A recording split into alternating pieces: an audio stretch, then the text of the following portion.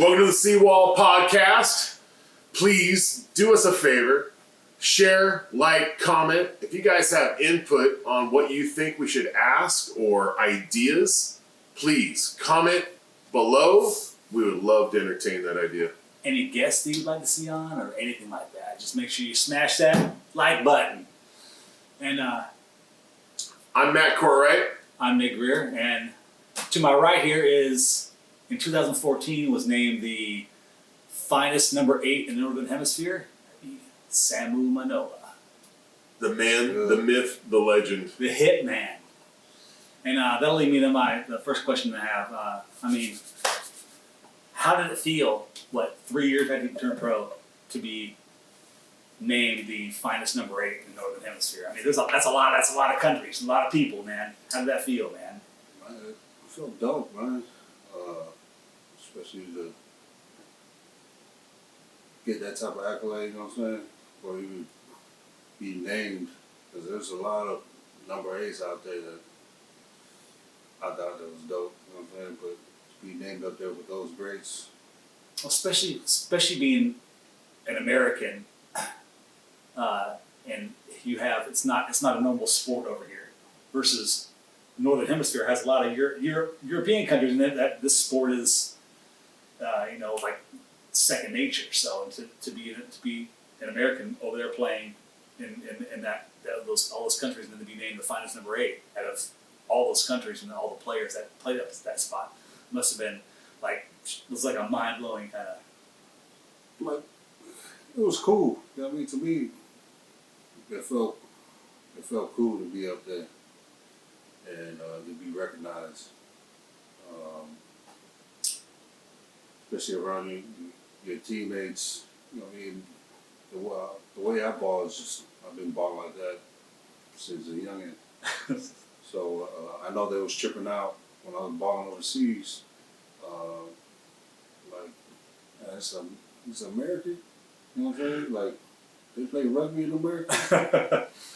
Like, I know the first time I touched down in Northampton, I know fans were like, "Who's this American we signed?" You know what I mean? Bet. Yeah, where's this kid from? They're probably going crazy. But yeah, man, I just had to put my head down and do the hard yards. You know what I'm saying? Yeah, What a compliment. Or meters. Right? Sorry, my bad. Yeah, we're used to yards over here. Also, nickname, the Hitman. Where did that come from? Who gave it to you? And what's the meaning behind it? And the Hitman, it's got to be somebody from over here. I don't know who came up with the Hitman, but they used to refer to me and Courtney Laws, my brother. Courtney Laws, they used to call us the Smash Brothers. Because me and Courtney used to do the business when we get on the field. We used to see who can get the most big hits on the field every time we ball. And then whoever loses, you know what I'm saying? Whoever loses it, whoever has the most hits, and then we go in the locker room and be like, "Man, I had 5. We'd be like, "All right, you owe me a meal at McDonald's." I like that. You know what I'm saying? Hey, my boy Blaine Scully, he would say, he used to always call it the Mick Manoas. Did you order the Mick Manoas? Mick Manoa. I love it. So good. And if you guys have never seen any highlights, man, go look Seriously. him up on YouTube, man. I'm telling you, dude.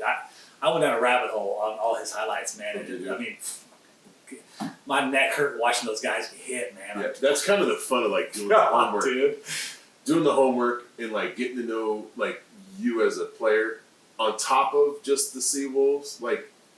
It was fun to watch because the aggressiveness on that line and just seeing you hit dude, they get the ball passed to him, just laid out, I'm like, the Hitman! I remember being in Houston a couple times, hollering at you, just the Hitman's in town, I mean, the speed that you had and the size you were, you shouldn't have had the wheels you had for the size you were. And as the highlights I saw, were just stiff arming 2 guys at a time, and you're taking off, and there's people were trying to catch you and they weren't sucking you up, man. You was leaving them to dust and just scoring the try. It's like, dude, they had the wheels and the size. It's like, that's like a total package, man. That's great, dude. And the rugby knowledge with the passing, it's just, I mean, your rugby knowledge was top level with the passing, the off feeds when you knew you were going to get tackled. It's just like. Can everybody tell that Nick's a fan?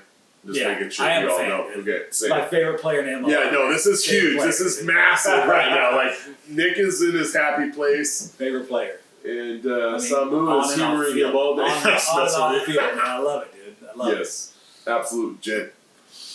I am a fan. Yeah. Oh, So, man, let's get it out of the way, all right? Let's talk about Kava, bro. Here we are, big chillin'. Oh, I'll speak about that. Yeah, let's do this. Let's do Look it this. up. I'll let you look it up. And hey, out of the all famous Raider bucket, bro. Yes, yes, infamous. I've been waiting to drink out of this bucket. Yeah, this has been a topic for us for weeks, actually. You know, It's the one right here. Best recovery, man. that's what it is. Best recovery. So you got to bond with the boys on Tuesday nights because they get Wednesdays off. Okay. So speak on that, please. How'd that become? Man, I ran the Kalapu because a lot of the boys, the foreign boys, especially the island boys, all the boys that stayed up north or Mercer Island and Bellevue, at the training, I'd be like, man, what y'all be doing? After training, they'd be like, man, we just go to the house. We be doing nothing. And I'll be like, man, all right, Tuesdays after training, I'll blast back to our house, and then put some food together. It'd be barbecue or whatever we make at the house, and then we're gonna mix. I know because most of the boys don't mix. I mean, some of the boys don't mix, but they end up mixing and enjoying Kava. So whoever didn't mix, they just buy a little 6-pack. Sip while we mix. But I just wanted to bring them, just to make them feel like it's home, home away from home. And just to bring their families so our families can get to know each other, everybody's family can get to know each other, because I know all the boys' wives probably didn't even mingle. So that just brought everybody together. So every Tuesdays when we started running it, all of the wives will come with the kids. And we're like, yeah, bring everybody. Just so our wives and kids can get to know each other. When they go to the game, they'll be like, oh, they know whose wife is who, whose kid is who. So when we did that, we got real close. Like when we go to the games, the wives, they all meet up, they all sit together, all the kids know each other, so they're like, oh, that's our cousins, you know what I mean? Mm-hmm. We refer to everybody like, oh, that's your auntie, that's your uncle, these are these are your cousins right here, so, it was good. One big family is what I'm hearing. That's what it is, Yeah. you know what I'm saying? Because you already know us Polys, man, that's just the way we is.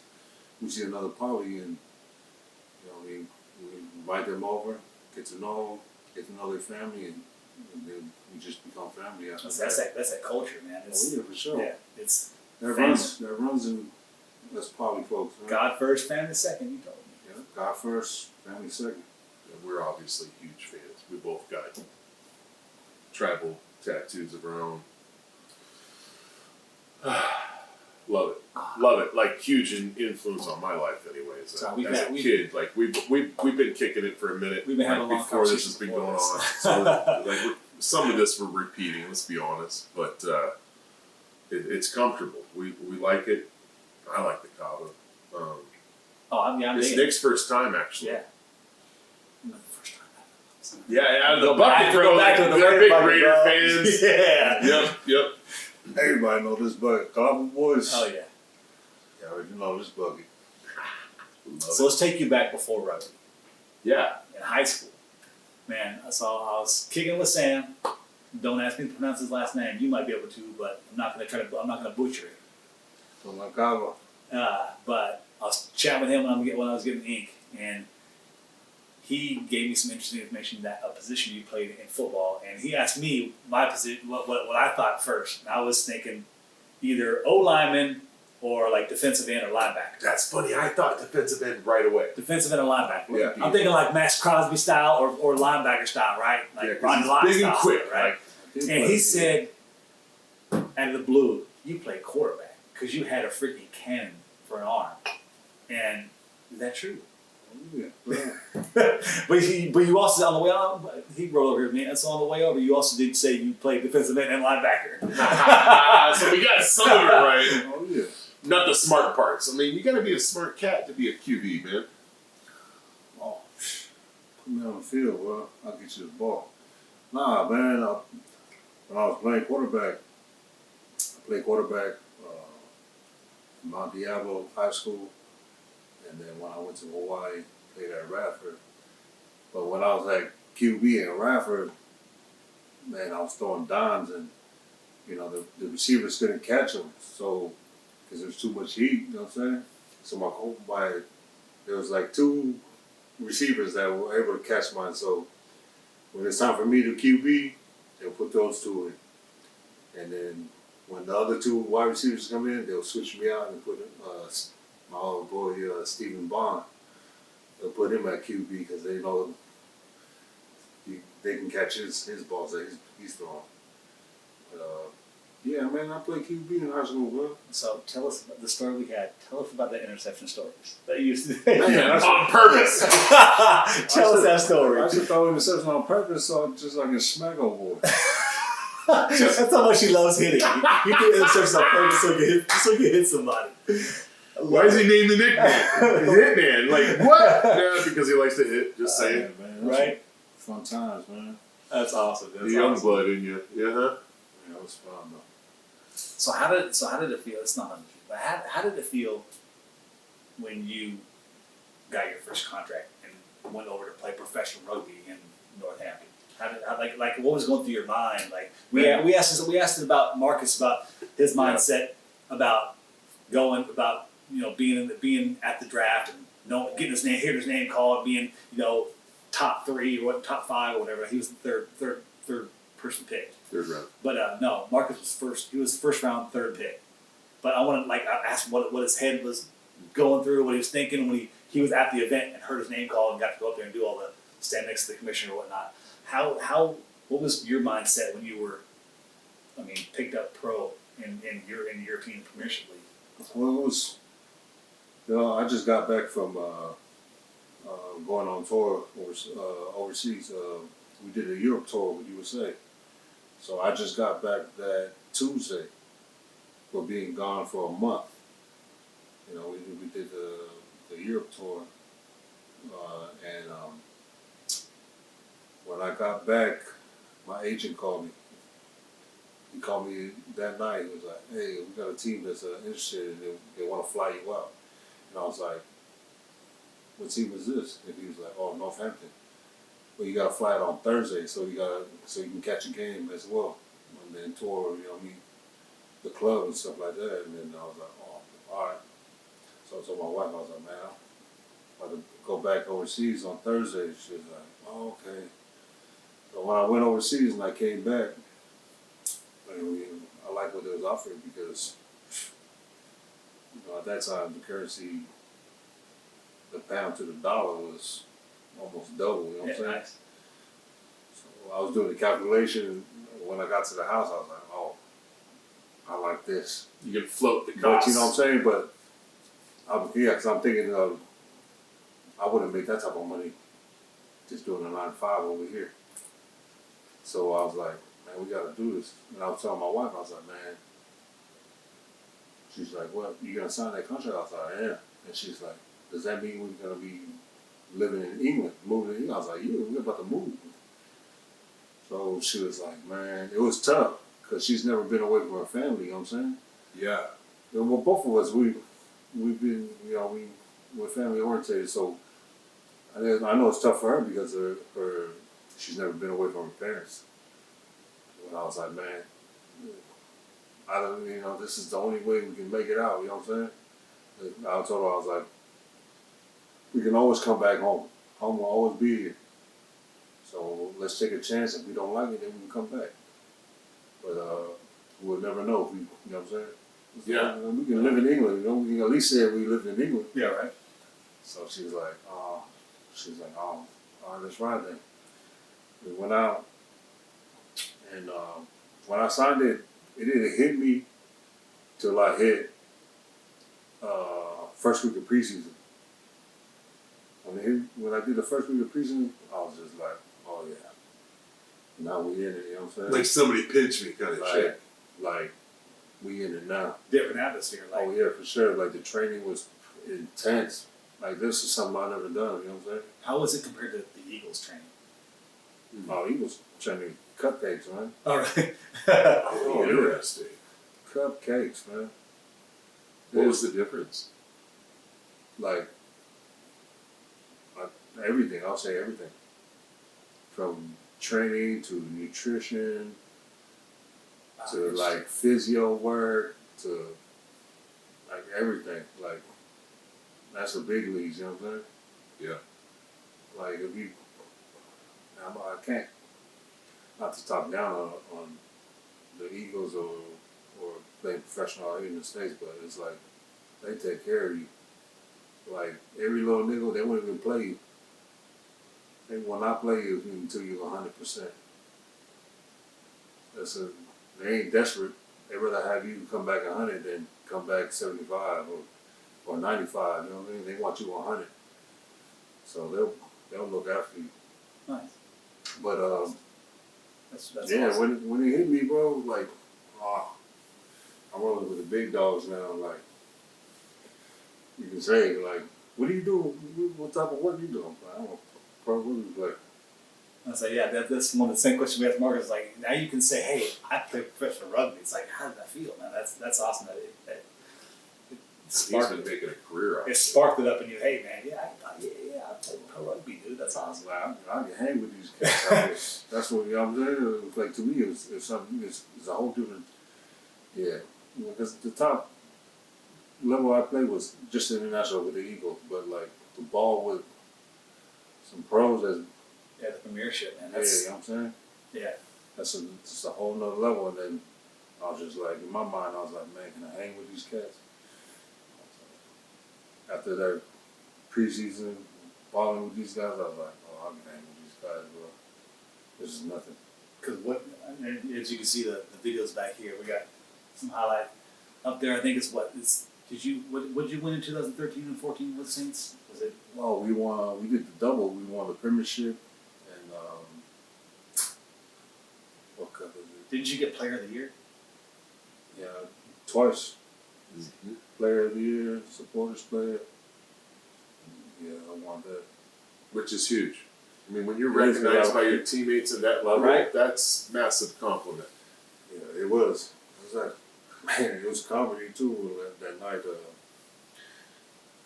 when they announced it, who was the winner, the player like the season.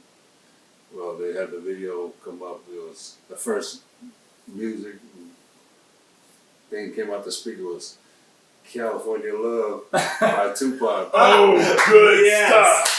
Oh, I started laughing. That is awesome. Like, I started laughing. And the highlight was Dylan Hartley, the captain. He's the one that Samu. I was just like, oh, and everybody. That's awesome. Because that's the only way.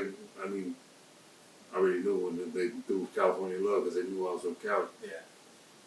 Well, that was one of the highlights of my career right there, though. I got a question. What's your favorite meal? If you were to pick a meal before a game, what would it be? Man, bro, Yep. it had to be some McDonald's. Really? Yeah. I didn't see that one coming. Yeah, every game, man, I was probably the only guy that I walked into Northampton before a game. Stopped by McDonald's. Naturally, you know, I've been doing this since I was playing club rugby. Okay. Stopped by McDonald's. The 2 Big Macs, 2 fish fillets, large fries, and a Coke. That's the Mick And Manoa. I walked. That's the Mick Manoa. I walked into the locker room in Northampton, Well, everybody was tripping out like, this fool really eating burgers and fries before a game. He is American. Nothing says American like that. Seriously. I remember my boy Lee Dickinson, our scrum half at the time. He just looked at me like, "Moo, are you serious right now?" I was like, "What?" I was like, "You're eating a burger and fries before a game." I was like, "Hey man, everybody got their own pregame. You know what I'm saying? This is my pregame. This is what I do."